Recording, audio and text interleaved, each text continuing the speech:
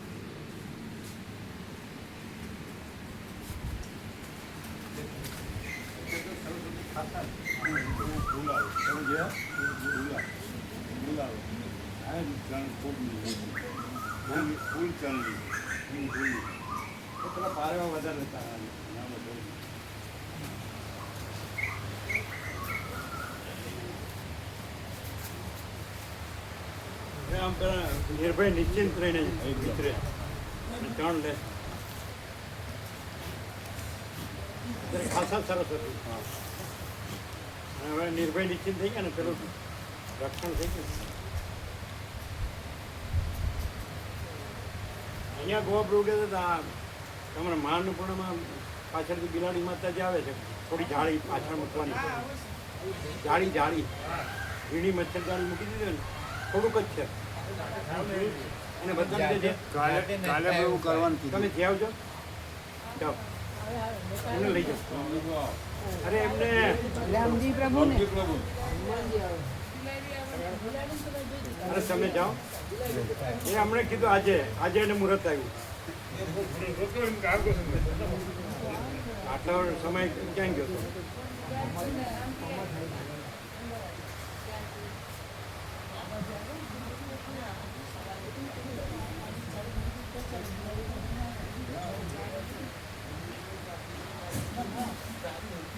અને જાળી ખુલ્લી છે નીચે સ્વામીજી આવે છે ને ઉપર છે બિલાડી આવે અને નીચે એવું છે ખુલ્લું. બરાબર.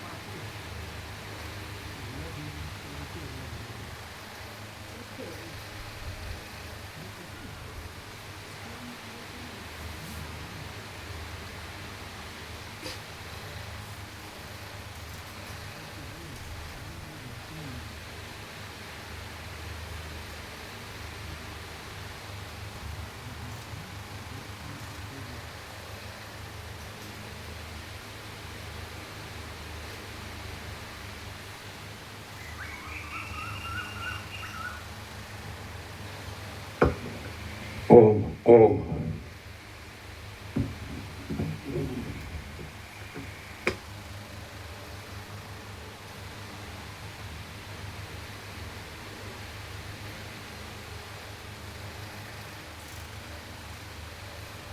એટલે જૂની જાળી જીરણ થઈ ગઈ છે. ના, એ નીચે જાળી તૂટી ગઈ છે? છે, ઉપર જે બિલાડી આવે અને આ પણ મોટા છે સીધું બિલાડી આવી જાય. એટલે હવે એવું છે. આવે જ છે. પણ મેઇન તો સાઈડ બંધ રહે એટલે અંદર ન આવી શકે. પણ અંદર નહીં, છેવટના ભાગમાં એટલું જ આવે. જ્યાં આગળના વાસણ વચ્ચેના વાસણ સેવા કરવાની છે ત્યાં હા, એ ત્યાં નથી આવતું. અંદર ન આવે. અંદર નથી આવતું. તો અંદર જાળી હશે. હા, બારણું છે, જાળી હમ?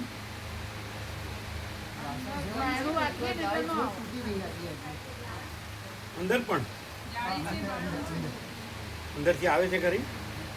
વચ્ચેના ભાગમાં જ્યાં અન્નપૂર્ણા છે ને ત્યાં નથી આવતું. છેલ્લા ભાગમાં પાછળનો કહો છો, અંદરનો નહીં. નહીં. અંદર નથી આવતી. ના,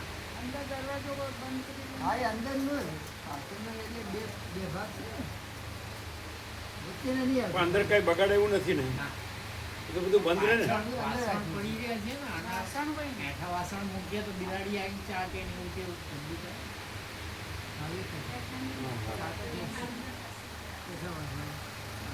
આ મોટા બિલાડી ચાટે એનો વાંધો નહીં, પણ એ નાની બિલાડી નો ચાટી દે એ ખરું.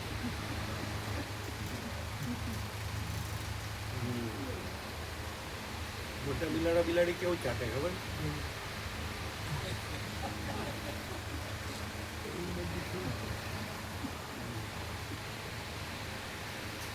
સાઉથમાં તો આમ જ નહીં, સાઉથમાં તો આમ જ કરે. એ રીતે ખાય, આવી રીતે ના ખાય. આવી રીતે ખાય. નહીં, આવી રીતે ના ખાય. આમ 5 આંગળી જોઈ લીધું, મજબૂત અને ગેલ્વેનાઇટ એટલે કાટપાટ ના લાગે. ઠંડ ગરમી વરસાદની અસર ન થાય. અચ્છા, અંદરની સાઈડમાં તો નથી ને તૂટેલું કાંઈ? એ બહારની બિલાડી આવે છે. ઓમ બરાબર.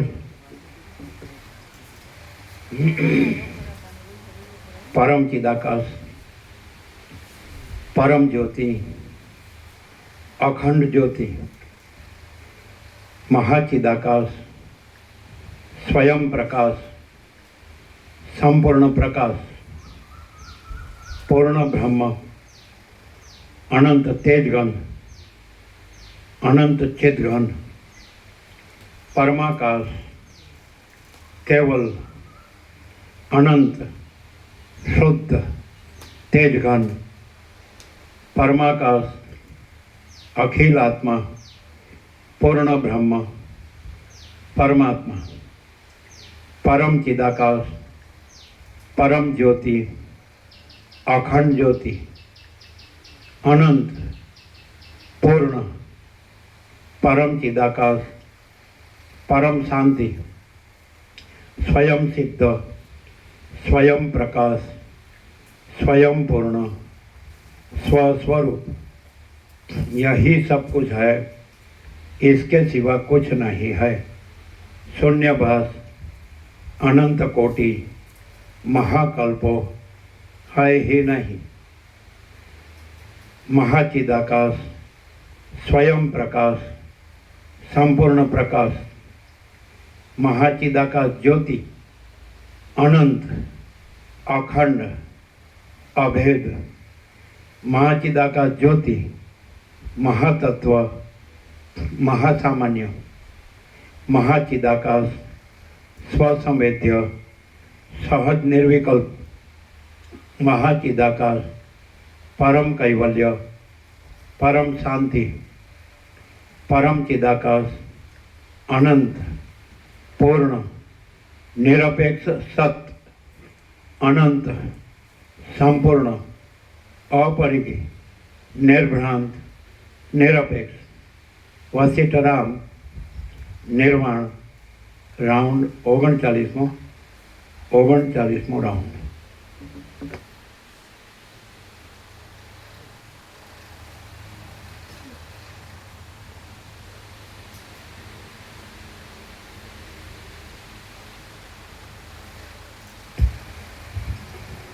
आद्य परब्रह्म सद्गुरु देव की जय। ओम श्री परमात्मने नमः। श्री योग वासिष्ठ महारामायण निर्वाण प्रकरण પૂર્વાર્ધ। એમ બોલવું જોઈએ। સદગ્રંથોમાં શિરોમણી શ્રી યોગ વાસિષ્ઠ મહારામાયણ એમ કહેવું છે। એક એક અક્ષરનો પણ મહિમા છે। એટલે પછી બીજું બધું ગયું આમાં બધું આવી જાય। સદગ્રંથોમાં શિરોમણી શ્રી યોગ વાસિષ્ઠ મહારામાયણ એમ કહેવાય। ગીતા તત્વબોધનું કૈલાસ છે અને યોગ વાસિષ્ઠ તત્વબોધનું એવરેસ્ટ છે। સમજાય? ગીતા તત્વબોધનું કૈલાસ છે અને યોગ વાસિષ્ઠ તત્વબોધનું એવરેસ્ટ છે। સમજાય? જગતનું સૌથી ટોપેસ્ટ શિખર।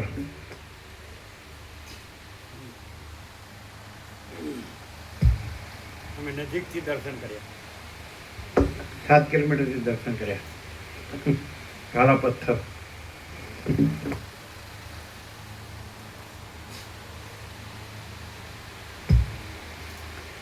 સદગ્રંથોમાં શિરોમણી શ્રી યોગ વાસિષ્ઠ મહારામાયણ નિર્વાણ પ્રકરણ પૂર્વાર્ધ।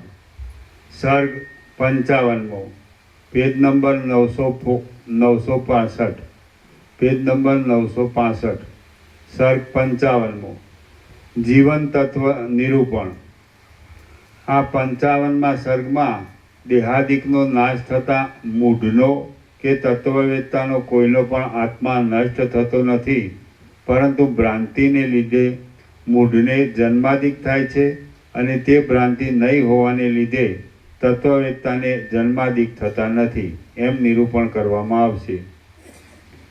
શ્રી કૃષ્ણ બોલ્યા, હે અર્જુન, ભોગોનો ત્યાગ પણ ન કરવો અને સારા ભોગો મેળવવા પ્રયત્ન પણ કરવો નહીં, પરંતુ લાભમાં અને હાનિમાં એક સમાન ભાવથી રહેવું અને જે કાંઈ પ્રાપ્ત થાય તેને અનુસરવું। દેહ કે જે અનાત્મા છે અને જન્મ આદિ વિકારોવાળો છે તેમાં આત્માપણાની ભાવના નહીં કરતા આત્મા કે જે સત્ય છે અને જન્મ આદિ વિકારોથી રહિત છે તેમાં જ આત્માપણાની ભાવના રાખો। હે અર્જુન, દેહનો નાશ થાય તો પણ કાંઈ નાશ પામતું નથી। જો આત્માનો નાશ થતો હોય તો તે જ ખરો નાશ કહેવાય, પણ આત્મા નિત્ય સ્થિર હોવાને લીધે નાશ પામે એવો જ નથી। આત્માનો દેહાદિક સાથે સંબંધ થાય છે તેનું કારણ ચિત્ત છે। એટલે જો આત્માને ચિત્તથી જુદો પાડી દેવામાં આવે તો આત્મા જન્માદિ વિકારોથી રહિત છે એમ નિશ્ચય થાય છે। આવા બોધવાળો પુરુષ યુદ્ધ આદિ કર્મો કરતો હોય તો પણ તે કશું કરતો નથી। જે આસક્તિ છે તે જ કરતાપણું કહેવાય છે। જો મનમાં મૂર્ખતા હોય તો અકર્તાને પણ એ કરતાપણું પ્રાપ્ત થાય છે, માટે મૂર્ખતાને જ છોડી દેવી। તત્વને જાણનારા ઉત્તમ ગુરુના આશ્રયને લીધે આસક્તિથી રહિત થયેલો મહાત્મા પુરુષ સઘળા કામો કર્યા કરતો હોય તો પણ તેને કરતાપણું કદી પ્રાપ્ત થતું નથી।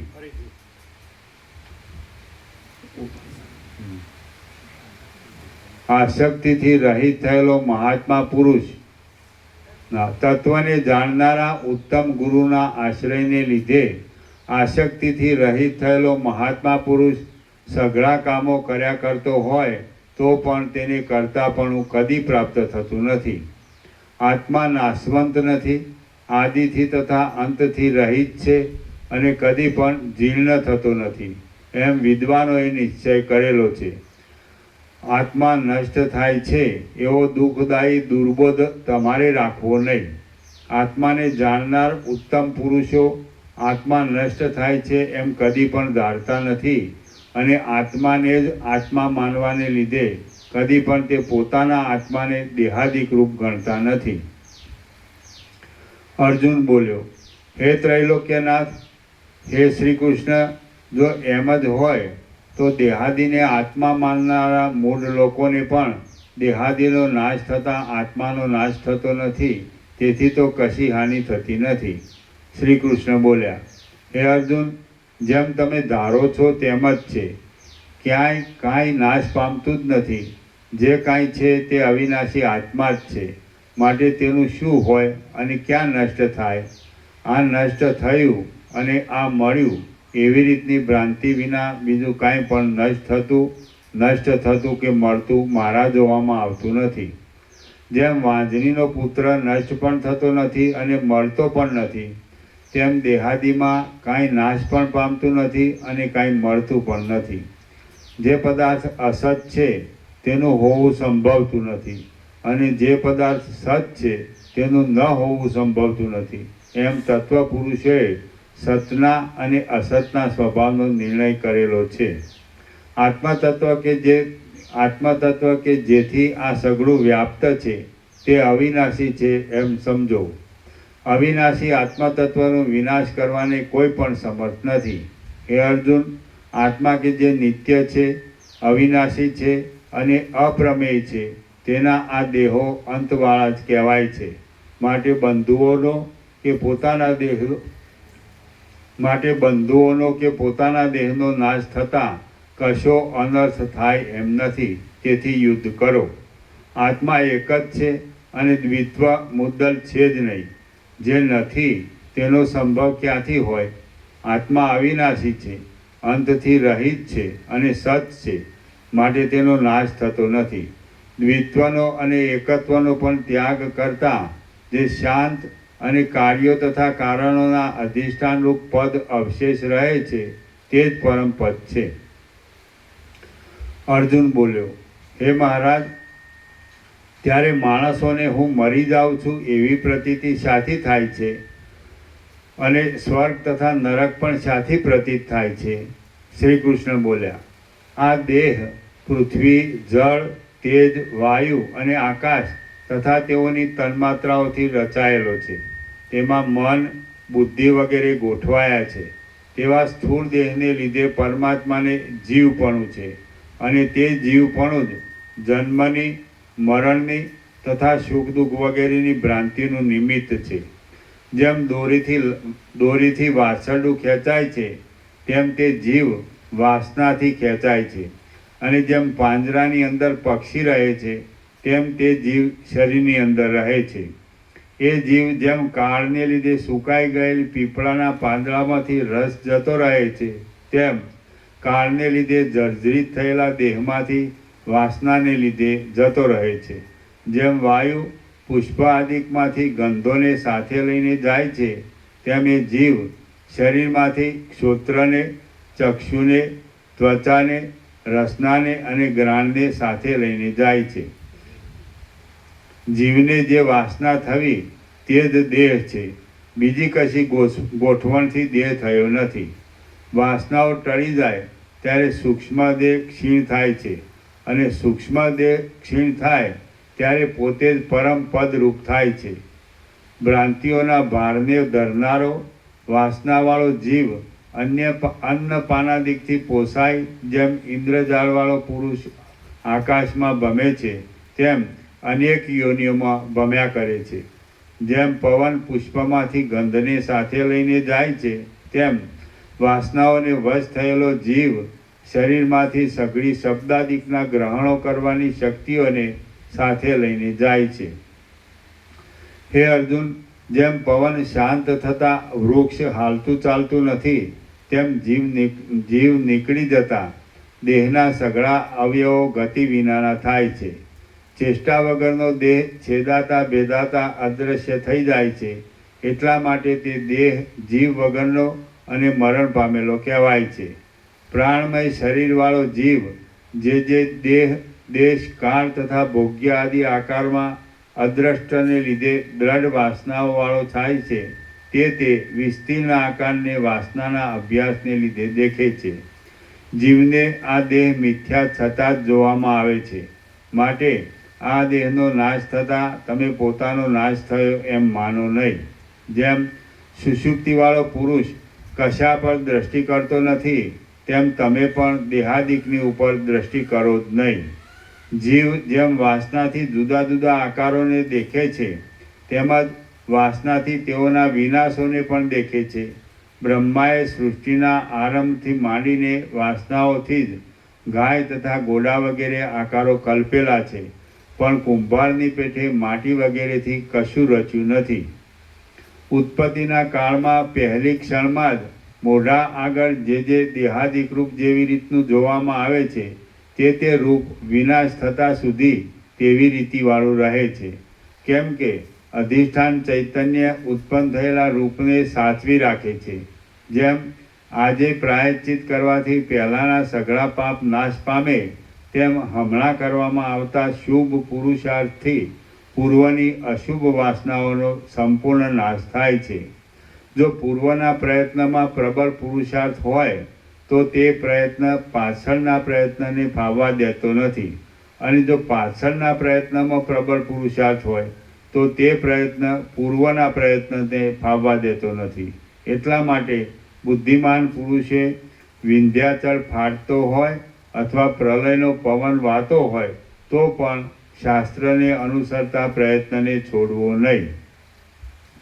અનાદિકાળના મોહથી ઘેરાયેલી બુદ્ધિવાળો જીવ લાંબા લાંબા કાળની વાસનાના અભ્યાસને લીધે જ ચોતરફ નરકને, સ્વર્ગને તથા સૃષ્ટિ વગેરેને દેખ્યા કરે છે. અર્જુન બોલ્યો, હે જગતના પતિ, આ જીવ કે જે જગતની સ્થિતિના કારણરૂપ છે, તેને નરકના, સ્વર્ગના અને સૃષ્ટિ વગેરેના દેખાવરૂપી ભ્રમો થવામાં શું કારણ છે? શ્રી કૃષ્ણ બોલ્યા, વાસ્તવિક રીતે જોતા સ્વપ્ન જેવી અને લાંબા કાળના અભ્યાસને લીધે પ્રૌઢ થયેલી વાસના જ સંસારરૂપી ભ્રાંતિને દેનારી છે. એટલા માટે તત્વજ્ઞાનના અભ્યાસથી વાસનાને નિર્મૂળ કરવી એ જ પરમ કલ્યાણનો ઉપાય છે. અર્જુન બોલ્યો, હે દેવાધિદેવ, એ વાસના શાથી ઉઠેલી છે અને શી રીતે ક્ષય પામે? શ્રી કૃષ્ણ બોલ્યા, અજ્ઞાનથી થયેલી વાસના પોતે મિથ્યા હોવા છતાં આત્માની ભાવના કરે છે. તે માટે આત્મજ્ઞાન થતાની સાથે જ તે દૂર થાય છે. અનાત્માની ભાવના કરે છે. આત્માની ભાવના કરે છે નહીં, અનાત્માની ભાવના કરે છે. વાસના અનાત્માની ભાવના કરે છે, અને આત્મજ્ઞાન થતાં એનો નાશ થાય.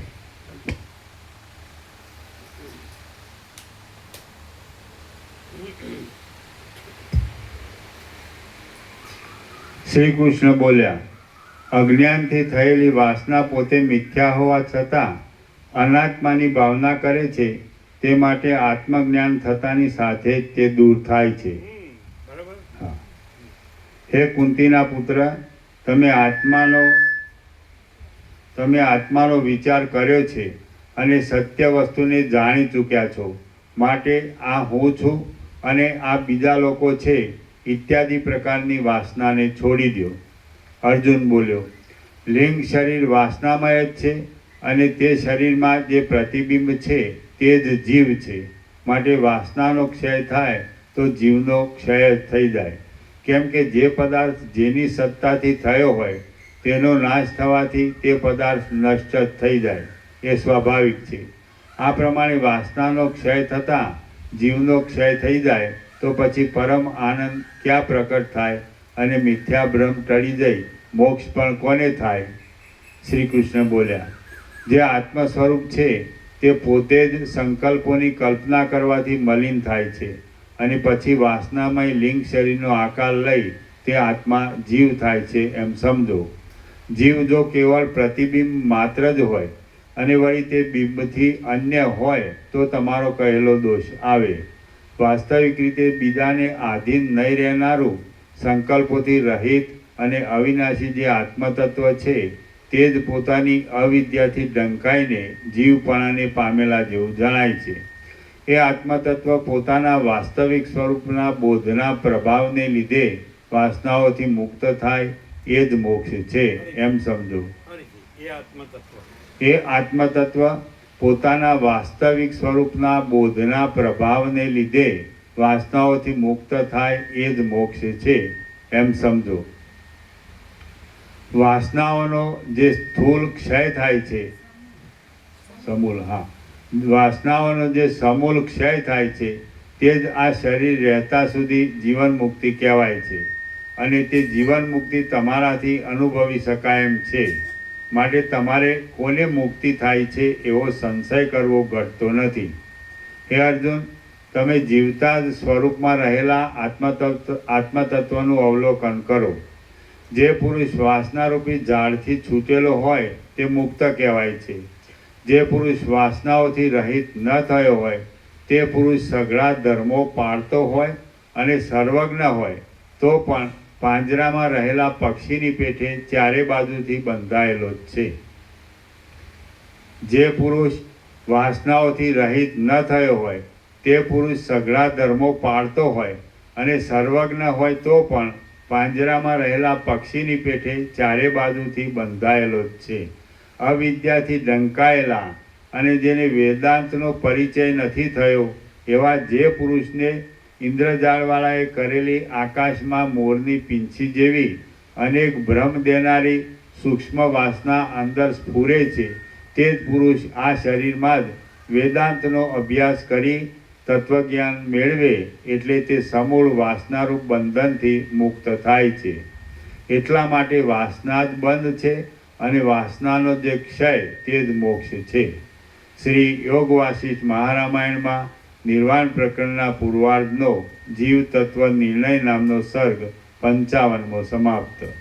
સર્ગ 56મો જીવન મુક્તિ અને જગતરૂપ ચિત્ર.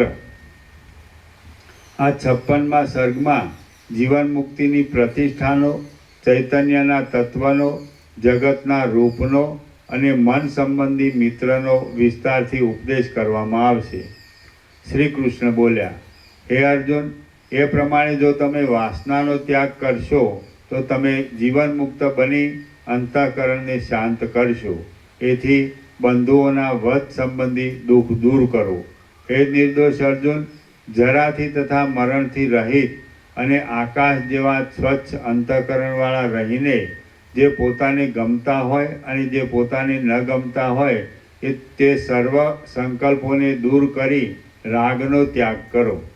શિષ્ટ લોકોના વ્યવહારની પરંપરાથી પ્રાપ્ત થયેલા આ યુદ્ધરૂપ આવશ્યક કાર્યને અને બીજા પણ યોગદાનાદિક કાર્યો જો આવી પડે તો રાગનો ત્યાગ કરી તે કાર્યો કરો. કર્મો કરવાથી તમારા તત્વબોધને કશી હાનિ થવાની નથી. દેહની ચેષ્ટા માત્રનો ત્યાગ કરવો એ જીવનમુક્તપણું નથી, પણ શિષ્ટ લોકોના વ્યવહારની પરંપરાથી પ્રાપ્ત થયેલું સ્વધર્મરૂપ કર્મ કર્યા કરવું એ જ જીવનમુક્તપણું છે. આ કર્મનો ત્યાગ કરવું અને આ કર્મનું ગ્રહણ કરવું એવી રીતનો ભેદ મૂઢના મનમાં રહ્યા કરે છે.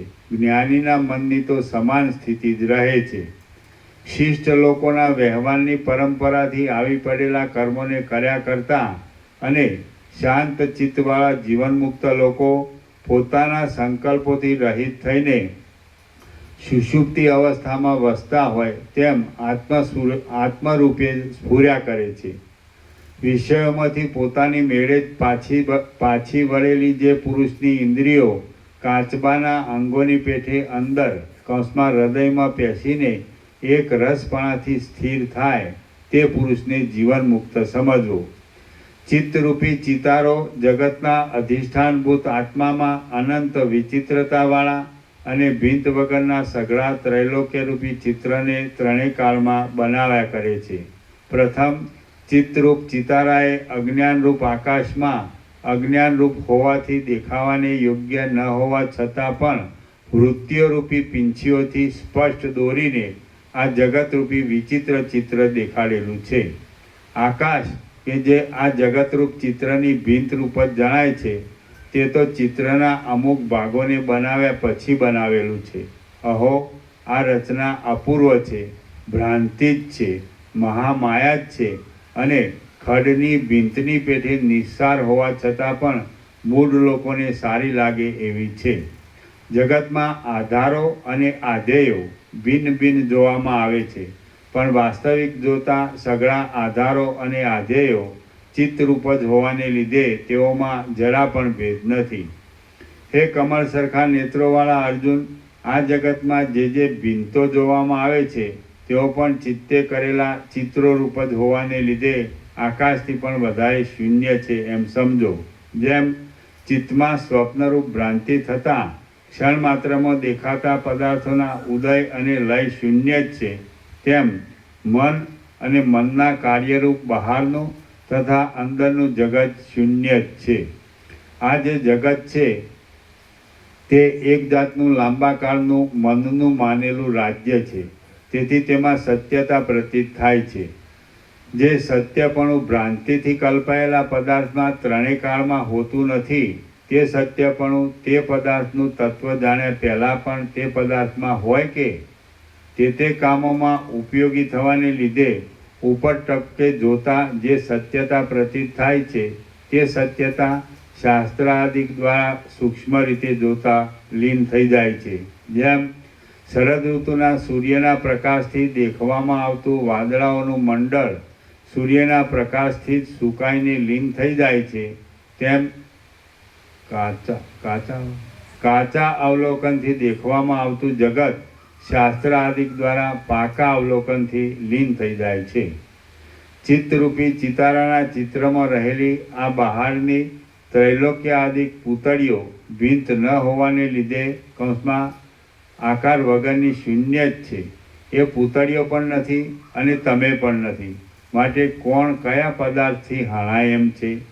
તમે બ્રહ્મરૂપ આકાશમાં મરનારપણાના અને મારનારપણાના મોહને છોડી દઈને નિર્મળ થાઓ.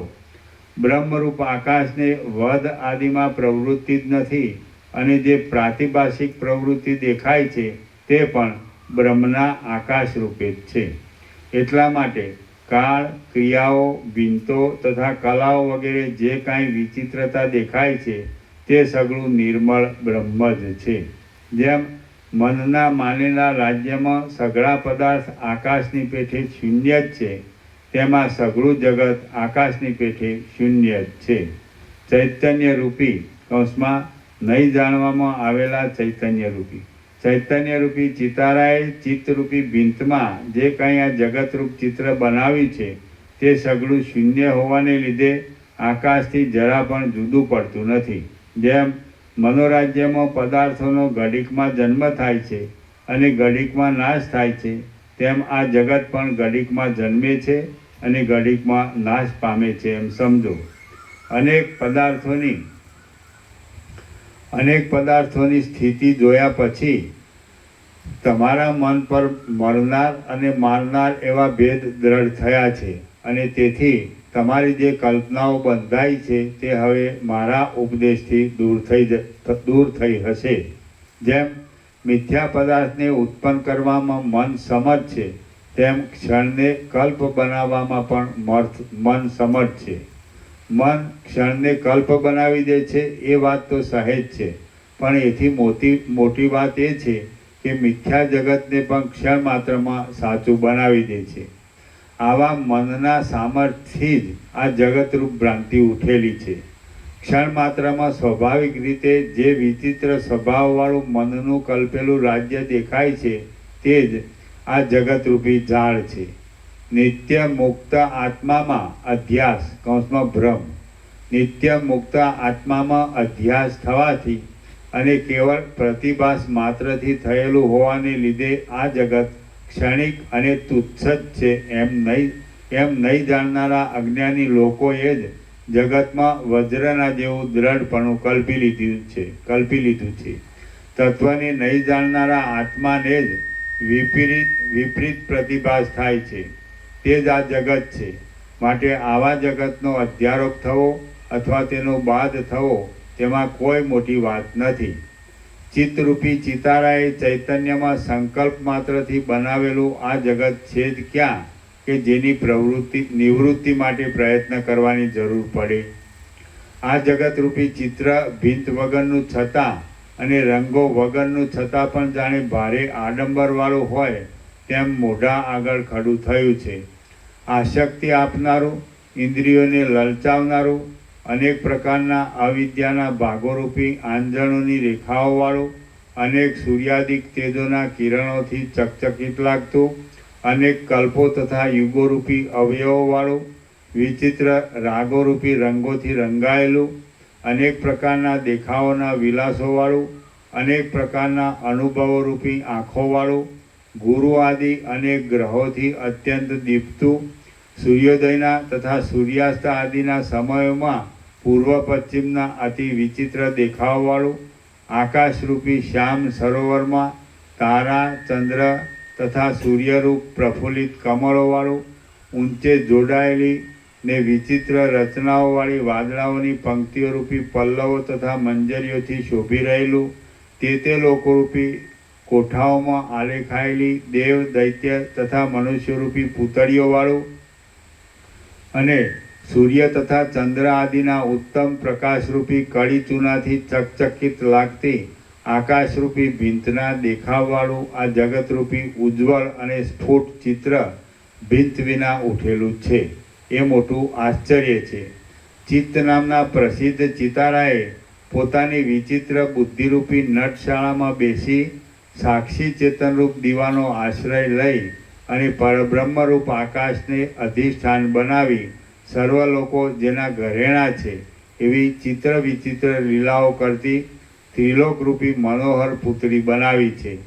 જે પુતળીનું અંગ બ્રહ્માંડ, ચોટલો, મેઘ, જે પુતળીનું અંગ બ્રહ્માંડ, ચોટલો, મેઘ, સૂર્ય અને ચંદ્ર બે નેત્ર, ધર્મ, અર્થ અને કામના તંતુઓવાળા શાસ્ત્રો, ધર્મ, અર્થ અને કામના તંતુઓવાળા શાસ્ત્રો જેની સાડી, સાત પાતાળ જેના સાથળથી આરંભી ચરણ સુધીના અંગો, પૃથ્વી જેનું નિતમ, બ્રહ્મા, ઇન્દ્ર, રુદ્ર તથા વિષ્ણુ જેના 4 હાથ, વિવેક અને વૈરાગ્ય જેના સ્તન, સત્વગુણરૂપી જેની કાંચડી, શેષનાગોથી વીંટાયેલું ભૂતળ જેનું આસન, મેરુ, હિમાલય આદિ પર્વતો જેના ચિહ્નો, મધ્યલોક જેનું ઉદર, તારાઓ જેના રોમાંચ, વીજળી જેના દાંતની હાર, પ્રાણીઓ જેના રૂવાટા અને જેણે પ્રલયકાળના ફૂંકાતા પવનની પુષ્પમાળા ધારણ કરી છે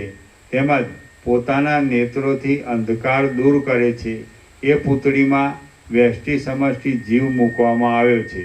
અને લાંબા કાળના અનુભવથી વાસનાવાળા આ ચિત્તરૂપી ચિતારાએ તેનું યોગ્ય ઘડતર કર્યું છે. સર્ગ 56મો સમાપ્ત. સર્ગ 57મો વાસના નિવૃત્તિનો ઉપાય. આ 57મા સર્ગમાં જે વિસ્તારથી મન તુરત વાસનાઓથી રહિત થાય અને પરમ સુખરૂપ અદ્વૈત આત્મા અવશેષ રહે તે વિચારનો ઉપદેશ કરવામાં આવશે. શ્રી કૃષ્ણ બોલ્યા, હે અર્જુન, અહીં આ મોટું આશ્ચર્ય સમજો કે પ્રથમ ચિત્ર થાય છે અને પાછળથી ભીંત ઉદય પામે છે. કૌંસમાં પ્રથમ મનથી જગતનો આકાર થાય છે અને પાછળથી ભુવન ઉત્પન્ન થાય છે. પ્રથમ આધાર વિના જ ચિત્ર ઉત્પન્ન થયા પછી ભીંત ઉત્પન્ન થતી જોવામાં આવે છે. એ તુંબડાના ડૂબવા જેવી અને પથરાના તરવા જેવી કેવા પ્રકારની વિચિત્ર માયા છે. ચિત્તમાં રહેલા ચિત્રના જેવા આ શૂન્ય બ્રહ્માંડમાં તમે કે જે પરબ્રહ્મ આકાશરૂપ છો તેમને આ મિથ્યા અહંકાર ઉદય પામ્યો છે. એ કેવું મોટું આશ્ચર્ય છે. જગતને બ્રહ્મરૂપ ગણો તો પણ એમ સિદ્ધ થાય છે કે બ્રહ્મે સગળું બ્રહ્મ જ બનાવ્યું છે.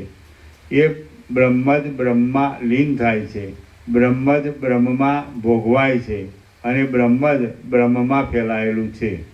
હે અર્જુન, જેમાં લાંબુ આયુષ્ય ભ્રમણ થયા કરે છે એવું આ જગત વાસનારૂપી લાંબી રજ્જુથી બંધાયું છે અને વાસનારૂપી ફાંસીથી ટૂંપાયા કરે છે. જેમ અરીસામાં પ્રતિબિંબ રહે છે તેમ આ જગત બ્રહ્મમાં રહ્યું છે. માટે આધાર કૌંસમાં અધિષ્ઠાનથી અભિન્ન હોવાને લીધે છેદન ભેદન થવા છતાં પણ તે જગતનો નાશ નથી. બ્રહ્મમાં જે છેદન ભેદન આદિ વ્યવહાર અને તે વ્યવહારના વિષયભૂત જગત પ્રતીત થાય છે તે બ્રહ્મથી ભિન્ન નથી પણ બ્રહ્મ જ છે. માટે આ જગતમાં કોનું શું ભેદાય કે છેદાય, શી રીતે ભેદાય કે છેદાય, શાથી ભેદાય કે છેદાય અને ક્યાં ભેદાય કે છેદાય અર્થાત કશું થાય એમ નથી. આવા જ્ઞાનને લીધે તમારી વાસનાઓ પણ બ્રહ્મથી જુદી નથી જ એમ સિદ્ધ થાય છે. જે પુરુષ સઘળા ધર્મોમાં તત્પર હોવા છતાં અને સર્વજ્ઞ હોવા છતાં પણ વાસનાથી રહિત થયો ન હોય તે પુરુષ પાંજરામાં રહેલા સિંહની જેમ અત્યંત બંધાયેલો છે એમ સમજવું. જે મનુષ્યના ચિત્તરૂપ ખેતરમાં વાસનારૂપ બીજ અત્યંત અલ્પ પણ રહી ગયું હોય તેને તે પાછું સંસારરૂપી મોટું વન થઈ પડે છે. અભ્યાસને લીધે હૃદયમાં રૂઢ થયેલા તત્વબોધરૂપ અગ્નિથી જો વાસનારૂપ બીજ પૂરેપૂરું બળી ગયું હોય તો ફરી ઉગતું જ નથી. અભ્યાસને લીધે હૃદયમાં રૂઢ થયેલા તત્વબોધરૂપ અગ્નિથી જો વાસનારૂપ બીજ પૂરેપૂરું બળી ગયું હોય તો ફરી ઉગતું જ નથી. જેમાંથી વાસનારૂપી બીજ નિશ્ચેષ રીતે બળી ગયું હોય એવું સ્વચ્છ મન કમળપત્ર જળમાં ડૂબતું નથી તેમ સુખ દુઃખાદિક વસ્તુઓમાં ડૂબતું નથી. હે અર્જુન, તમે અપાર આશાઓ ત્યજી દઈને આ પવિત્ર ઉપદેશનું સારી રીતે મનન કરો. મનના મોટા મોહથી રહિત થાવ અને બંધુઓના વધ આદિથી થતા કલેશોથી રહિત થઈને એક શાંત બ્રહ્મરૂપે નિર્ભય રહીને પરમાનંદથી સ્વરૂપમાં જ રહો. શ્રી યોગ વાસિષ્ઠ મહારામાયણમાં નિર્વાણ પ્રકરણના પૂર્વાર્ધનો અર્જુન વિશ્રાંતિ વર્ણન નામનો સર્ગ 57મો સમાપ્ત. સર્ગ 58મો અર્જુનની કૃતાર્થતા. આ 58મા સર્ગમાં તત્વબોધની અવિદ્યા સહિત તત્વબોધથી અવિદ્યા સહિત વાસનાઓનો ક્ષય થવાનું અને તેથી અર્જુનના કૃતાર્થપણાનું વર્ણન કરવામાં આવશે. અર્જુન બોલ્યો, હે કૃષ્ણ, આપની કૃપાથી મારો મોહ દૂર થયો, આત્મજ્ઞાન થયું, સર્વ સંદેહો દૂર થયા છે અને સ્વસ્થ થયો છું. હવે હું આપના કહેવા પ્રમાણે વર્તીશ. શ્રી કૃષ્ણ બોલ્યા, જો બોધથી હૃદયમાં સ્પષ્ટ રીતે રાગ આદિ વૃત્તિઓ સર્વથા શાંત થઈ ગઈ હોય તો અંદર ચિત્તને શાંત તથા વાસના રહિત થયેલું સમજો. આ ચિત્તની વાસના રહિત થયેલી સ્થિતિમાં પ્રત્યેગાત્મરૂપ બ્રહ્મ તત્વ કે જે વ્યવહારમાં સર્વરૂપ તથા સર્વવ્યાપક છે અને પરમાર્થમાં સર્વથી રહિત છે તે તત્વ દ્રશ્યોથી રહિત થઈ જાય છે. જેમ પૃથ્વી પરથી ઉડીને આકાશમાં અત્યંત ઊંચે ગયેલું પક્ષી કોઈના જોવામાં કે જાણવામાં આવતું નથી તેમ એ પદ જગતના કોઈ લોકોના કે ઇન્દ્રિયો વગેરેના જોવામાં કે જાણવામાં આવતું નથી. એ પ્રત્યેક ચેતનરૂપ આત્માને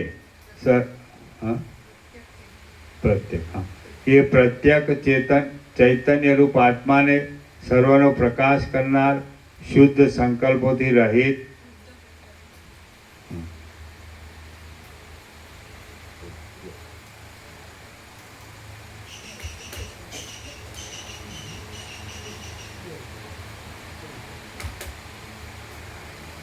એ પ્રત્યેક ચૈતન્યરૂપ આત્માને સર્વનો પ્રકાશ કરનાર, શુદ્ધ સંકલ્પોથી રહિત, ઇન્દ્રિય આદિથી અગમ્ય અને સવિષય જ્ઞાનોથી દૂર જેવો જાણો. જેમ લોકોની દ્રષ્ટિ પરમાણુઓને જોઈ શકતી નથી તેમ કોઈ પણ લોકો સર્વથી ન્યારા એ અત્યંત સ્વચ્છ પદને નિદિધ્યાસન વિના જોઈ શકતા નથી. જે પરમ પદમાં સઘળા આ ઘટપટ આદિ સ્થૂળ પદાર્થોનો પણ બાદ થઈ જાય છે તે પરમ પદમાં બિચારી અતિ સૂક્ષ્મ વાસના શું કરી શકે એમ છે. જેમ અગ્નિના પર્વતને પ્રાપ્ત થઈને હિમની કણી લીન થઈ જાય છે તેમ શુદ્ધ ચૈતન્ય તત્વને પામીને અવિદ્યા લીન થઈ જાય છે. ધૂળ જેવી તુચ્છ અને ભોગથી બંધન કરનારી બિચારી વાસના ક્યાં અને સઘળા બ્રહ્માંડોમાં ભરપૂર થઈ રહેલો આત્મતત્વરૂપી પ્રબળ પવન ક્યાં? જ્યાં સુધી આ શુદ્ધ આત્મા સ્વરૂપથી જાણવામાં ન આવ્યો હોય ત્યાં સુધી અનેક આકારોથી વિકાર પામનારી આ અવિદ્યા સ્ફુરે છે. પોતાના ઉદરમાં સર્વને ગળી જનારા વ્યાપક પરમપદમાં સઘળા દ્રશ્યોના દેખાવો નાશ પામે છે અને સ્વચ્છતા જ ઉદય પામે છે.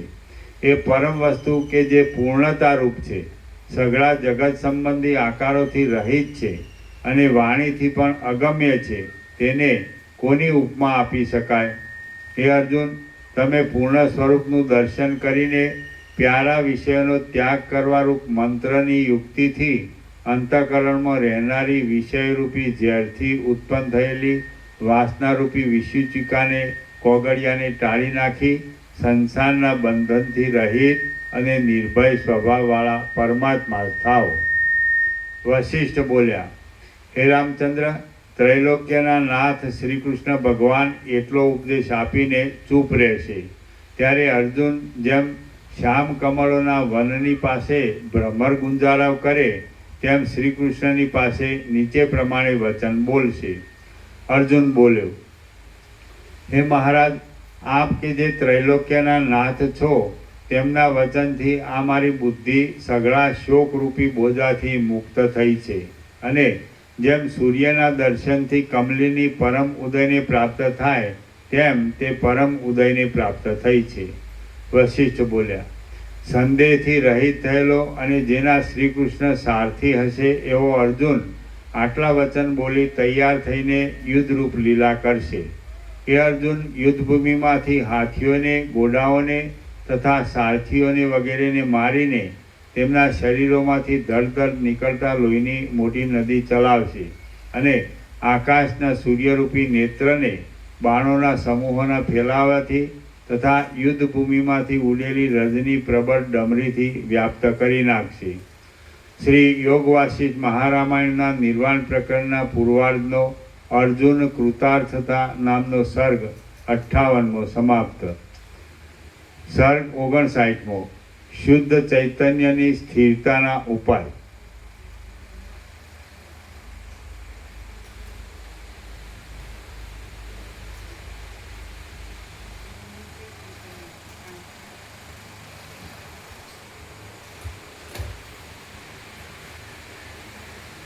સર્ગ 59મો શુદ્ધ ચૈતન્યમાં સ્થિરતાના ઉપાય. આ 59મા સર્ગમાં જે દ્રષ્ટિથી જીવન મુક્તિમાં દ્રશ્યો વગરની ચૈતન્યમાં સ્થિતિ સારી પેઠે સ્થિર થાય તે દ્રષ્ટિનું વર્ણન કરવામાં આવશે. વશિષ્ઠ બોલ્યા, હે રામચંદ્રજી, તમે સઘળા પાપોનો નાશ કરનારી આ દ્રષ્ટિનો આશ્રય કરો અને નિસંગપણારૂપ સંન્યાસને ધારણ કરીને અને બ્રહ્મમાં સર્વ જગતના બાદરૂપ બ્રહ્માર્પણ અખંડ એકરસ રૂપે રહો. જેમાં સઘળું જગત રહેલું છે, જેમાંથી સઘળું જગત થાય છે, જે પોતે સઘળા જગતરૂપ છે, જે ત્રણેય કાળમાં વિદ્યમાન છે, જે સર્વમય છતાં પણ નિત્ય તથા પર છે, જે પોતે પ્રપંચથી બહાર દેખાતું હોવાને લીધે દૂર છતાં પણ સર્વના અંતરમાં વ્યાપેલું હોવાથી પાસે છે અને સર્વમાં વ્યાપક છતાં પણ સ્વરૂપમાં જ રહેલ છે, તેને જ આત્મા સમજો. તમે તેમાં રહેવાથી જ સત્તા પામ્યા છો અને તેથી તે જ છો એમ તમે નિસંશય રીતે સમજો. જ્ઞેયોથી રહિત જે સ્વાભાવિક જ્ઞાન છે અને દ્રશ્યોથી રહિત જે સ્વાભાવિક દર્શન છે તે જ પરમ પદ છે એમ સમજો. જ્ઞેયોથી તથા દ્રશ્યોથી રહિત જે સ્થિતિ છે તે જ સઘળી સ્થિતિઓમાં પરમ પદ છે, તે જ સઘળી દ્રષ્ટિઓમાં ઉત્તમ દ્રષ્ટિ છે, તે જ સઘળા મહિમાઓમાં ઉત્તમ મહિમા છે, તે જ સઘળા માન્યોમાં ઉત્તમ માન્ય છે, તે જ આત્મા છે, તે જ વિજ્ઞાન છે, તે જ સર્વથી શૂન્ય બ્રહ્મા છે, તે જ સર્વથી શૂન્ય બ્રહ્મ છે, તે જ પર છે, તે જ શ્રેષ્ઠ છે, તે જ શાંત શિવ છે, તે જ વિદ્યા છે અને તે જ સર્વોત્તમ સ્થિતિ છે. ચિત્તની અંદર જ સઘળા પ્રકારના અનુભવરૂપ છે અને જેની સત્તાથી જે સઘળા દ્રશ્યો રહ્યા છે તથા પ્રિય લાગે છે તે આત્મા જગતરૂપી તલમાં તેલરૂપ છે, જગતરૂપી ઘરમાં દીવારૂપ છે, જગતરૂપી ઝાડમાં રસરૂપ છે અને જગતનો ગોવાળ છે. સઘળા પ્રાણીઓરૂપી મોતીઓમાં તંતુરૂપ છે, હૃદયાકાશના પણ અધિષ્ઠાન રૂપ છે સઘળા પદાર્થોરૂપી મર્યાની પરમ તીખાસ રૂપ છે. પદાર્થોમાં પદાર્થપણા રૂપ છે. સર્વોત્તમ તત્વરૂપ છે. સત વસ્તુના સતપણા રૂપ છે અને અસત વસ્તુના અસતપણા રૂપ છે. પોતાના તાત્વિક બોધરૂપ અલૌકિક ઉપાયથી જે કાંઈ છે તે સઘળું આત્મા જ છે એવી રીતે તે આત્મા પ્રાપ્ત થાય છે. જગત સંબંધી સઘળા પદાર્થો જ્યાં સુધી સૂક્ષ્મ વિચારથી જોવામાં આવે નહીં ત્યાં સુધી સાર લાગે છે, પણ વિચાર કરતાં તે બધા દૂર થઈ જાય છે. માટે પરમાત્માના વિકલ્પો રૂપ તે પદાર્થો મુદ્દલ છે જ નહીં. પ્રથમ આ મિથ્યા ભ્રાંતિઓના સમૂહરૂપ જગતની જાળમાં કયો પદાર્થ સત્ય છે કે જેને વિશે હું રાગ બાંધું? મારે તથા બુદ્ધિને શો સંબંધ છે? આદિ મધ્ય તથા અંતરૂપ મર્યાદાઓ માપ તથા સંકલ્પોની રચનાઓ પણ હું જ છું. આદિથી તથા અંતથી રહિત બ્રહ્માકાશ હું છું અને મારા સ્વરૂપને કઈ મર્યાદા હોય? એવી રીતનો જે પુરુષના મનમાં નિશ્ચય હોય તે પુરુષની સ્થિતિ વ્યવહાર કરવાના સમયમાં પણ ટળતી નથી. સર્વદા બ્રહ્મમાં રહેલું જેનું મન આકાશની શૂન્યતાની પેટે અસ્ત પામતું નથી અને ઉદય પણ પામતું નથી તે મહાત્મા પુરુષ બ્રહ્મ જ કહેવાય છે. સર્વદા બ્રહ્મમાં રહેલું જેનું મન આકાશની શૂન્યતાની પેટે અસ્ત પામતું નથી અને ઉદય પણ પામતું નથી તે મહાત્મા પુરુષ બ્રહ્મ જ કહેવાય છે. સર્વદા બ્રહ્મમાં રહેલું જેનું મન આકાશની શૂન્યતાની પેઠે અસ્ત પામતું નથી અને ઉદય પણ પામતું નથી તે મહાત્મા પુરુષ બ્રહ્મ જ કહેવાય છે. અને પોતાના ઉદયથી તથા અસ્તથી રહિત સ્થિતિવાળો જ હોય છે. વ્યવહારથી નહીં પણ ભાવનાથી અદ્વૈત પદમાં આરૂઢ થયેલો પુરુષ વ્યવહાર કરે તો પણ સાક્ષીપણામાં સ્થિતિને લીધે અરીસામાં પડેલા પુરુષના પ્રતિબિંબની જેમ હર્ષ કે ખેદને પ્રાપ્ત થતો નથી. વ્યવહાર કરતા છતાં પણ જે પુરુષના હૃદયમાં અરીસામાં પડેલા પુરુષના પ્રતિબિંબની જેમ જરા પણ માન અપમાન વગેરેનું દુઃખ ન થાય તેને જીવન મુક્ત સમજવો. જેમ અરીસામાં દેખાતો લોકોનો વ્યવહાર અરીસામાં કશા વિકારને ઉત્પન્ન કર્યા વિના જ પ્રતિબિંબવાળો થાય છે, તેમ ચૈતન્યના અતિ નિર્મળપણાને લીધે જીવન મુક્ત પુરુષમાં જણાતો વ્યવહાર હર્ષ શોકાદિક કોઈ પણ વિકારને ઉત્પન્ન કર્યા વિના જ પ્રતિબિંબ જેવો થાય છે. ચૈતન્યનો ચમત્કાર જ આ જગત રૂપે પ્રતીત થાય છે. માટે એમાં એકત્વ પણ નથી અને દ્વિત્વ પણ નથી. અર્થરૂપ, શબ્દરૂપ, શિષ્યોરૂપ, શિષ્યોની ચેષ્ટાઓ રૂપ, ગુરુઓ રૂપ અને ગુરુઓના વાક્યોરૂપ ચમત્કારોથી ભરેલો આ મારો ઉપદેશ પણ ચૈતન્યમય જ છે. શાંત બ્રહ્મ ચૈતન્ય પોતે પોતામાં જ વિવર્ત પામ્યા કરે છે અને જે વિવર્ત છે તે જ આ સંસાર છે. ચૈતન્યનું જે ઉલટી રીતે નહીં દેખાવું તે પરમ પદ છે. ચૈતન્યના વિવર્તનો બાદ થવાથી ચિત્ત બ્રહ્માકાર પરિણામ પામતા જીવપણા તથા જગતપણા રૂપ જે કલ્પિત અંશ દૂર થાય તે જ પરમ પુરુષાર્થ છે અને વાસનાનો નાશ છે. ચૈતન્યના વિવર્તનો બાદ થવાથી આ સંસાર શાંત થઈ જાય છે. ચૈતન્યનો વિવર્ત મિથ્યા હોવા છતાં પણ જડતા ધારણ કરે છે. એટલા માટે વિવર્તથી રહિતપણું એ જ અજડ અને પરમ ચૈતન્યનું સ્વરૂપ છે એમ અનુભવી લોકો કહે છે. આત્માના દર્શનથી રહિત જડ પદાર્થોમાં સાચાપણાની ભાવનાથી આ સંસાર ઉદય પામે છે એવું જણાય છે. જીવન મુક્તને એ ભાવનાનો લય થઈ ગયો હોય છે. તેથી જીવન મુક્તનો સંસાર બળી ગયેલા કપડાની જેમ જીવન મુક્તને બંધન આપવામાં સમર્થ થતો નથી. જીવન મુક્ત પુરુષ વિવર્ત વિના ચૈતન્ય રૂપ થયેલો હોય છે. તેથી તેને સંસાર ચૈતન્ય રૂપે જ રહે છે. ચૈતન્યનો જે વિવર્ત છે તે જ પ્રમાતા, પ્રમાણ અને પ્રમેય આદિરૂપ સંસારના ચક્રનો વેગ કહેવાય છે. જેમ કડા વગેરે પદાર્થ સોનાથી ભિન્ન નથી તેમ ચૈતન્યના વિવર્તરૂપ સંસાર ચૈતન્યથી ભિન્ન નથી. ચૈતન્યનો વિવર ચૈતન્ય જ છે અને તે વિવર ચૈતન્ય જ છે એમ ન સમજવું. ચૈતન્યનો વિવર ચૈતન્ય જ છે અને તે વિવર ચૈતન્ય જ છે એમ ન સમજવું. એ સંસાર છે. સોનામાં કડાપણું દેખાય છે તેમ અજ્ઞાનને લીધે જ ચૈતન્યમાં વિવર્ત ઉઠે છે. હે રામચંદ્રજી, એ વિવર્ત બોધ માત્રથી લીન થઈ જાય ત્યારે શુદ્ધ ચૈતન્ય અવશેષ રહે છે.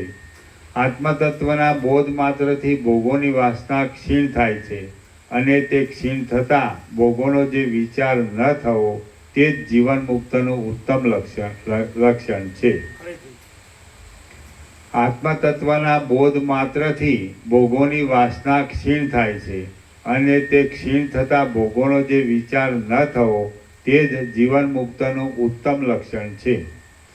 જીવન મુક્ત પુરુષને સ્વાભાવિક રીતે જ ભોગોની ઉપર રુચિ હોતી નથી.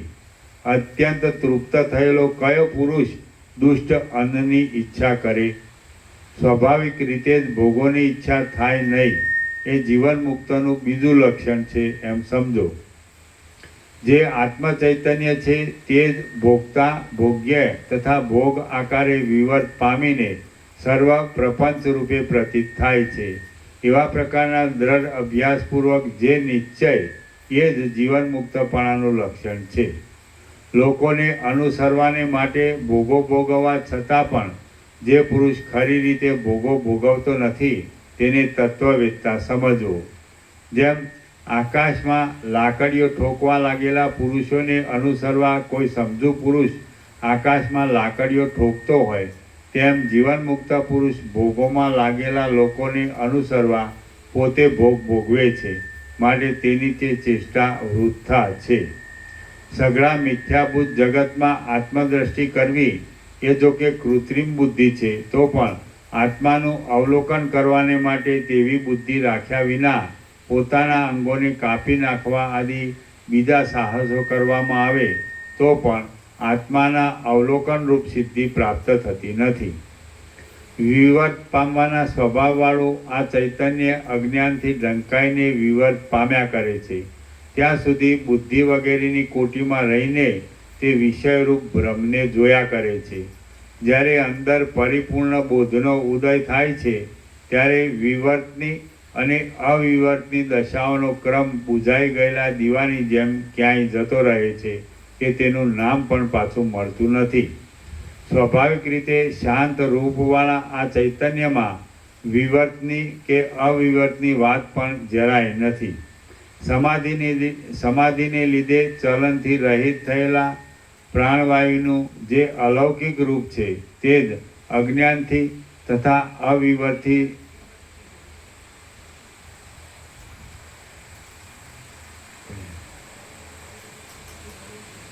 સ્વાભાવિક રીતે શાંત રૂપવાળા આ ચૈતન્યમાં વિવર્તની કે અવિવર્તની વાત પણ જરાય નથી.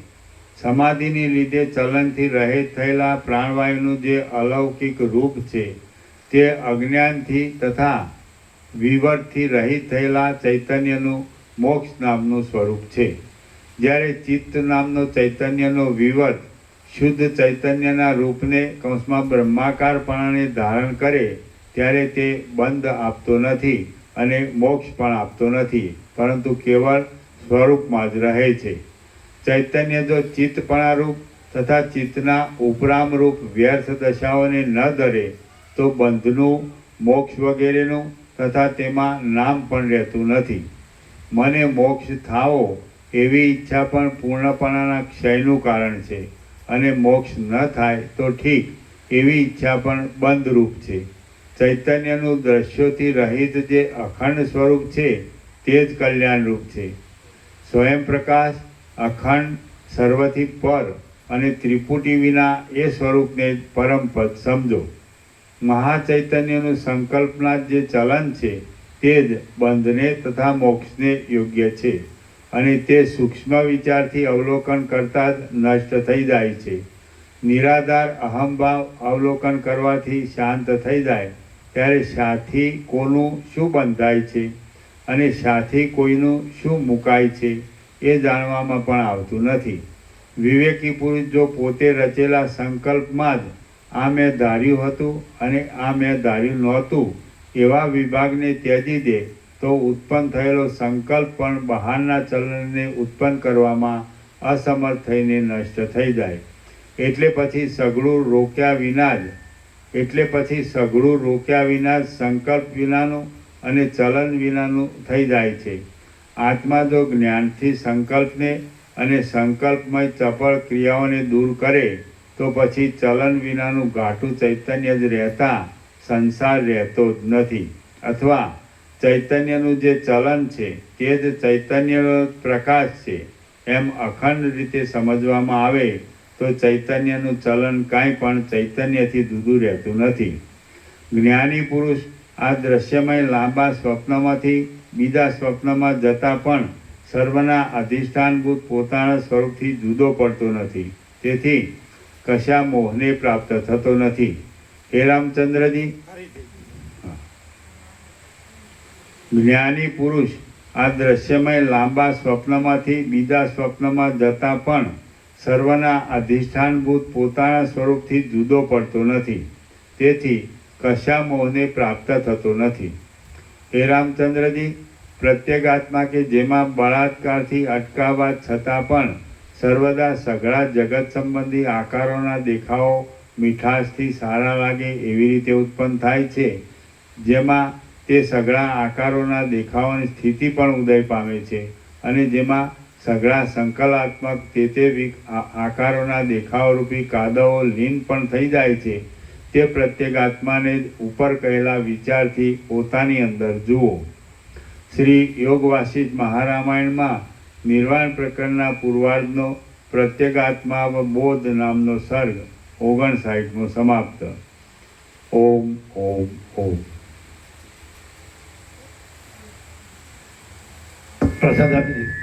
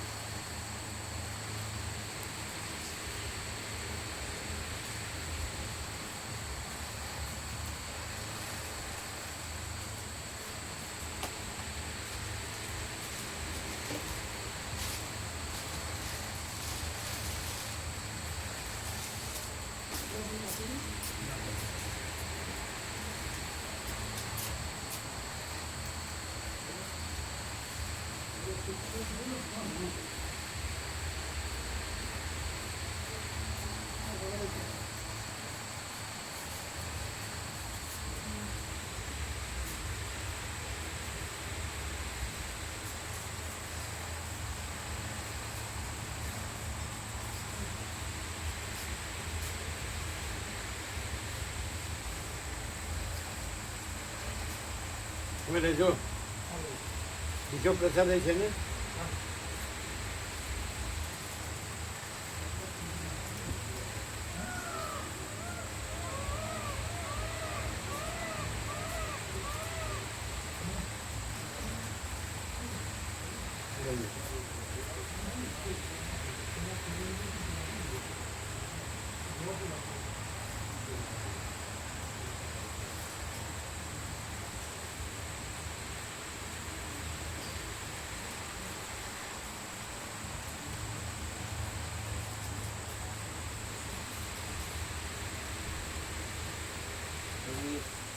શિવ પ્રભુને એક નંબર મોકલવામાં આવેલી પૂનાના કોઈ ભાઈ નંબર આપ્યો હોય તો શું એમની જય પ્રભુ કરવા પૂનાના કોઈ ભાઈ છે હું લાવું છું એનું નામ આપું શું કહું છું જય પ્રભુ સ્વામીની જય પ્રભુ કરવા થઈ ગયા ને નંબર આપ્યો મને શિવ પ્રભુ કહે પ્રભુનો આ નંબર ઉપર જય પ્રભુ કરાવ્યો ભાઈ ક્યારે આવ્યું મેં પદ્માસન ક્યારે ફોન પદ્માસન આજના કેટલા વાગે પદ્મા લગભગ ચાર વખતમાં આવે એ પછી રાખી દીધી ભૂલી ગયું અમને યાદ આવે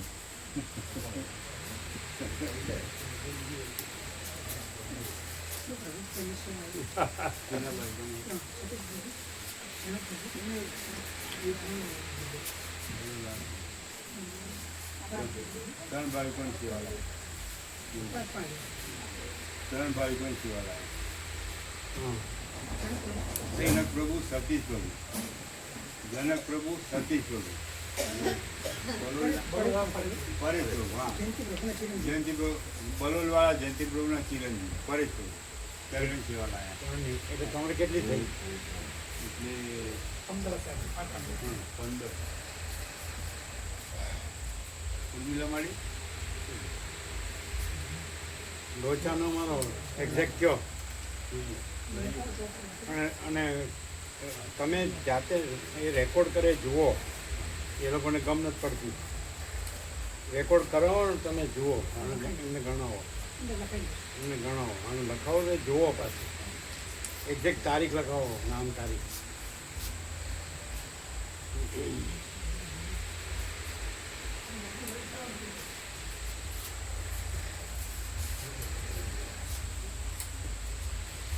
પેલી ગેલ્વેનાઇટ રાખવાની કાટ બાટ ન જલ્દી મજબૂત ટીકાઉ સંતોષ કરો અને ઝીણી એનાથી પેલું કંઈ આવે નહીં જીવાત આપણે મચ્છર જાળીઓથી ચાલે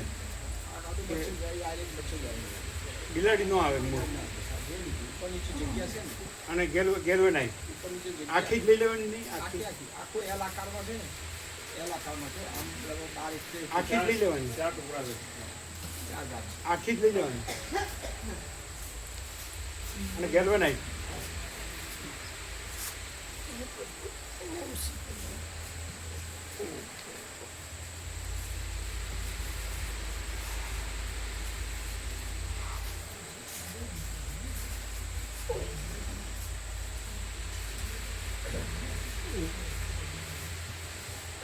જે અત્યાર સુધી જે આવ્યા છે ને કેટલા આવ્યા 10 જણ આવ્યા જ ને